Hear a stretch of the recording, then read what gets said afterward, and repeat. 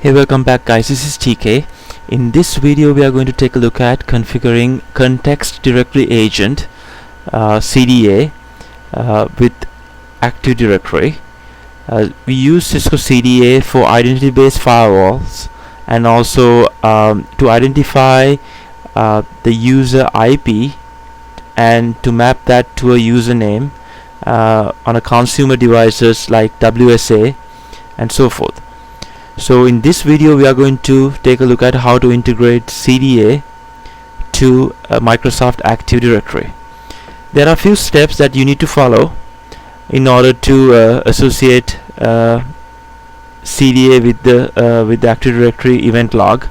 Basically what happens is that CDA will pull the Microsoft event log and map the user name to the IP address based on the user's authentication to that particular domain controller. So I'm in the domain controller right now, and here are the necessary steps. I listed 6 steps from Cisco's documentation.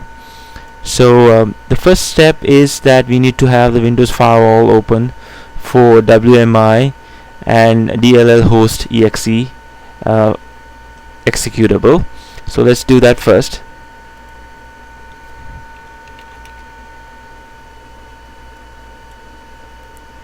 We're going to copy and paste this.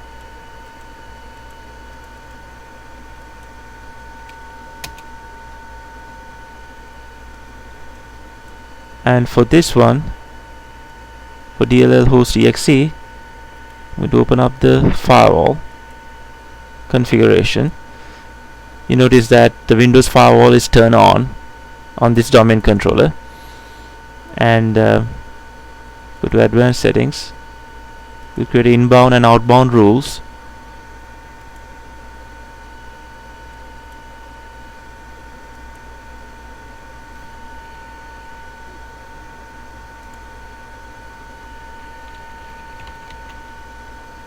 For DLL host,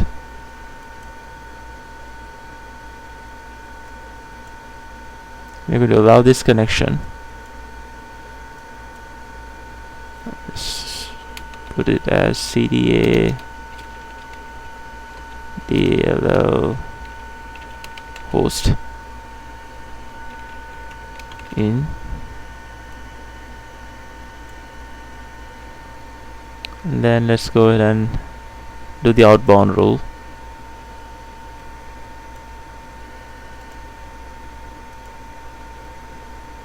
You can verify the inbound rule is in.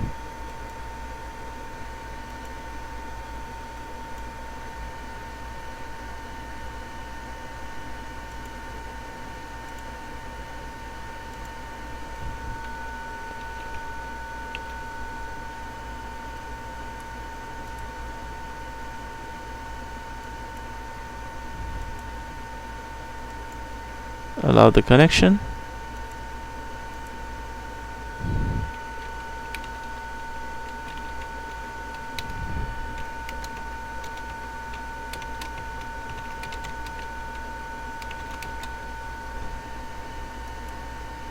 Okay, so now at this point we should have inbound and the outbound rules allowed for DLL host exe. And so now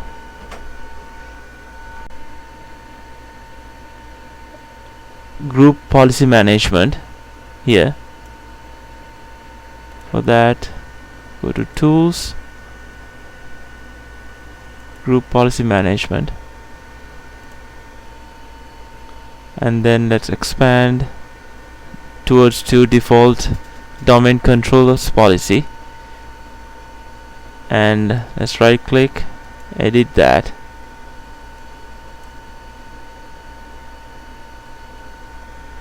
Let's go to policies and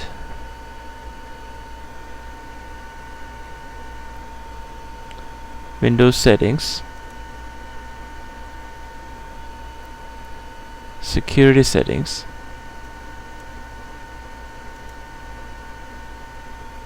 And then over here, let's go to advanced audit policy configuration.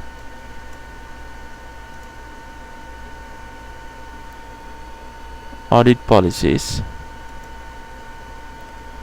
account logon, and here what we need to do is we need to allow Kerberos authentication service and Kerberos ticket operations to include success as the condition. So let's do that. Actually, I have it configured for success. So if you don't have it, you just have to enable it and check this box here for both.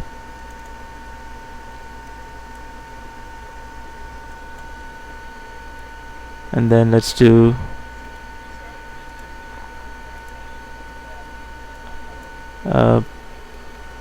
GP update.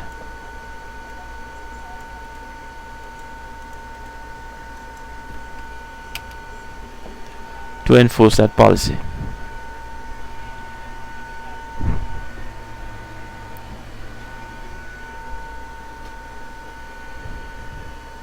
Alright, so now the next step is to give the permissions for this registry key over here. So this is the critical registry key for CDA and Microsoft AD integration. And what we'll do is let's browse through our regedit and find these two keys.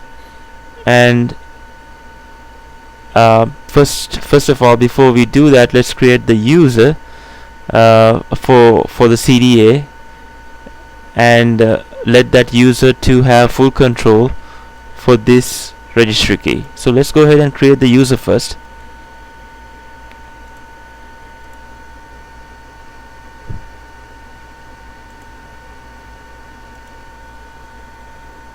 Let's create a new user here. His name is Cisco CDA user. Cisco CDA user.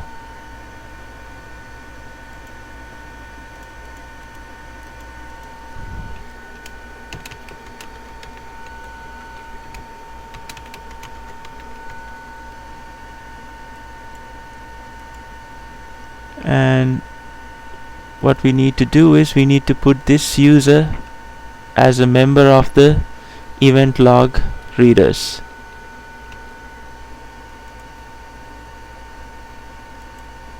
So that's all we need for this user.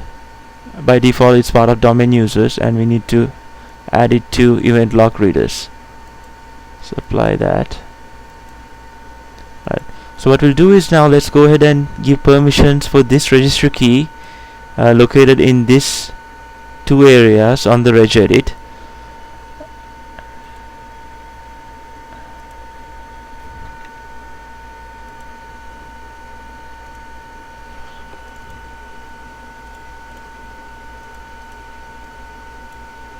So what we'll do is we'll copy this key first.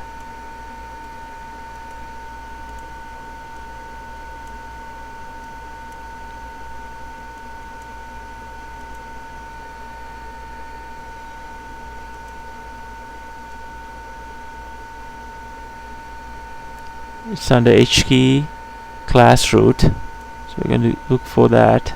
Class root, classes root. CLSID.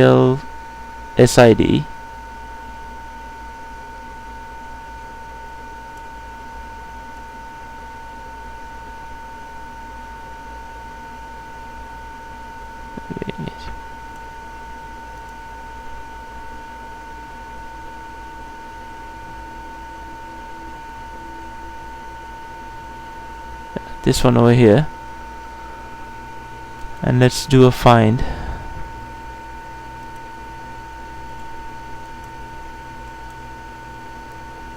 So this is that key. So what we'll do here is permissions, advanced. Let's first make sure that the owner is the administrator for this root key, and make sure administrator have full control. and then let's add Cisco CDA user.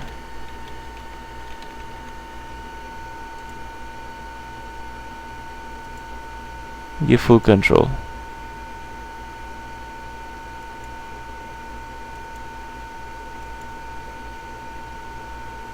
So let's make sure that administrator have full control, Cisco CDA user have full control. Let's do the same thing for the other location. This one is HKey local machine software. Local machine software.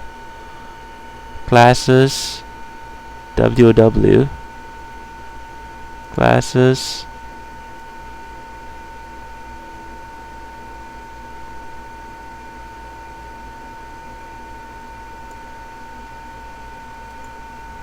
WOW 6432 node, and then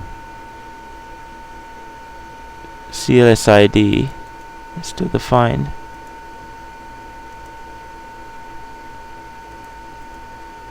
Permissions, advanced, make sure administrator is the owner, and administrator have full control. Let's add Cisco CDA user.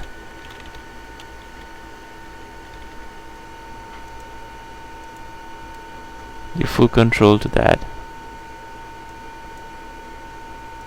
Apply. Okay. Okay. So that's all we need to do on the registry settings. And the next step is actually to create these new entries on the registry.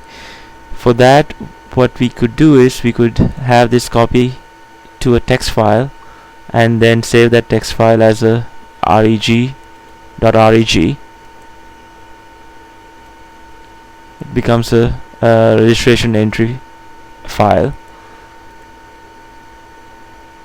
You just open that, it's a notepad, paste over here, and then save it as .reg extension. So once you have that, you can just double click that, and then the keys will be automatically installed into the right places. And if you get an error for permissions, you could make sure that this root keys over here have administrator as a privileged entity. Let's verify that. Like if I go over here, if I go to classes root and app ID,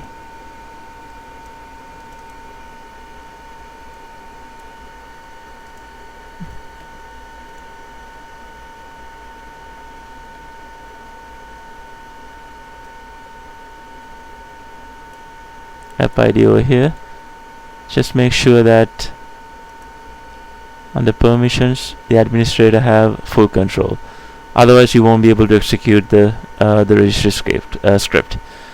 So just verify that and copy and paste this.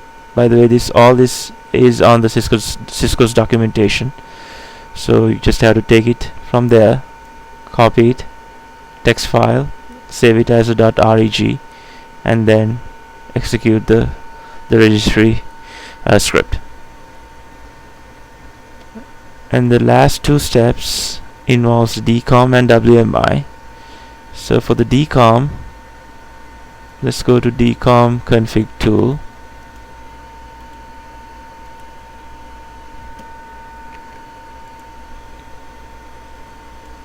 What we need to do here is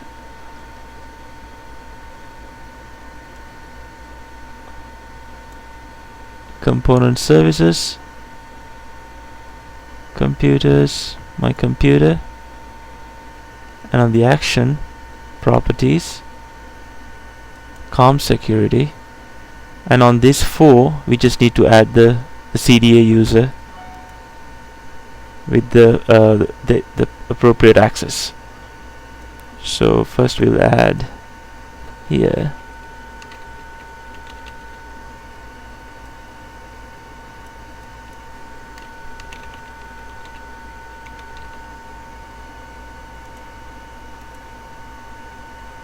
Cisco CDA user, local access and remote access.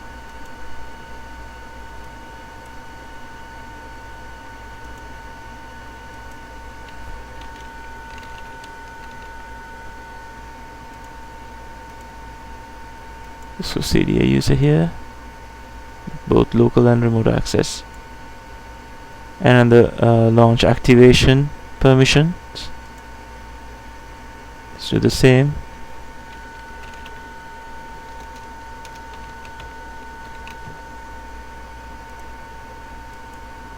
We'll allow remote and local activation and remote and local launch capabilities.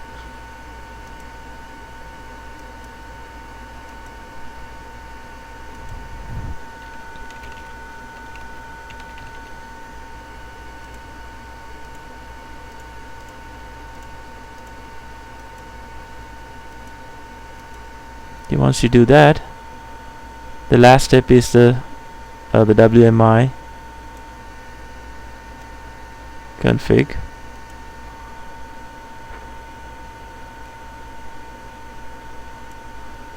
So let's go to that MMC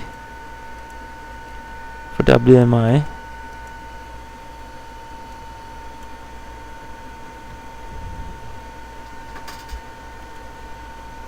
Go to properties here,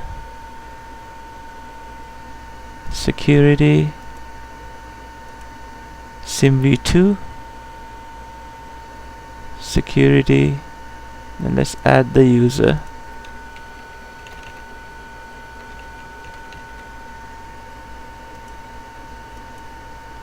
And then what we need is execute methods and remote enable permissions.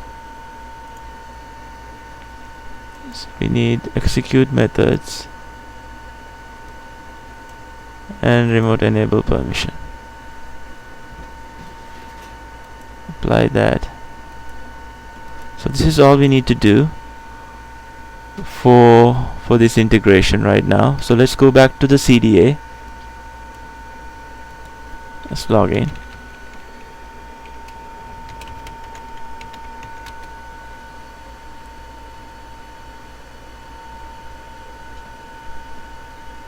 And let's go ahead and add this domain controller. We'll make sure that NTLM v2 is checked over here. And let's add this domain controller.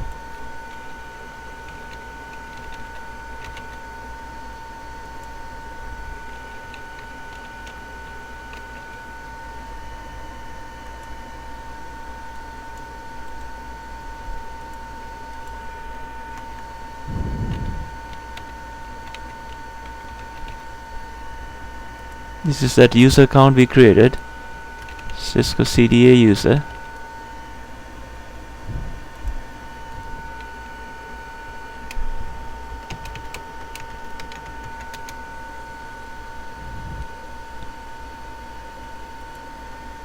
You can check the logs here.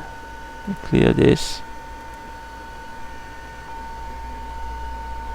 Okay, so now you see that the domain controller state turn up. If you go over here, we should see that it's successfully connected here to the domain controller. So at this point, that anybody who logs into this domain controller will report back to the CDA, or CDA will pull the domain controller's event log, and it will do the mapping for IP address to the username. On our next videos, we'll take a look at how to use this CDA in a practical implementations for ASA and WSA. Thank you.